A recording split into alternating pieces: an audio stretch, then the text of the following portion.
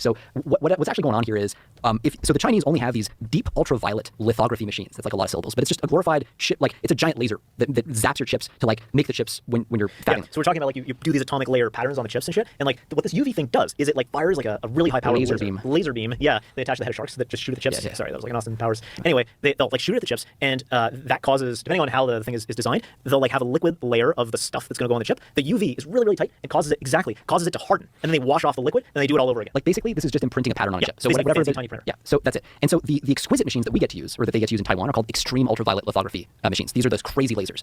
The ones that China can use, because we prevented them from getting any of those extreme ultraviolet lithography machines, the ones China uses are previous generation machines called deep ultraviolet, and they can't actually make chips as high resolution as ours. So what they do is, and what this article is about is, they basically take the same chip, they zap it once with the UV, and then they got to pass it through again, zap it again to get closer to the level of resolution we get in one pass with our exquisite machine.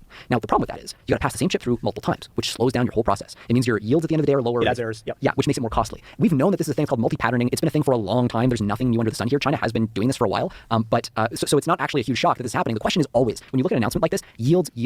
How, like, what percentage of the chips coming out are actually usable, and how fast are they coming out? That determines, like, is it actually competitive? And that article too, like, this ties into the propaganda stuff we were talking about, right? If you read an article like that, you could be forgiven for going like, oh man, our export controls like just aren't working, so we might as well just give them up. When in reality, because like you look at the source, like, and this is how you know that also this is one of their propaganda things. Is like you look at Chinese news sources, what are they saying? What are the beats that are like common? And you know, just because of the way their media is set up, totally different from us, and we're not used to analyzing things this way. But when you read something in like the South China Morning Post or like the Global Times or Xinhua and a few different places like this, and it's the same beats coming back, you know that someone was handed a brief, and it's like you got to hit this point, and yep, they're going to find a way to work that into the news cycle over there.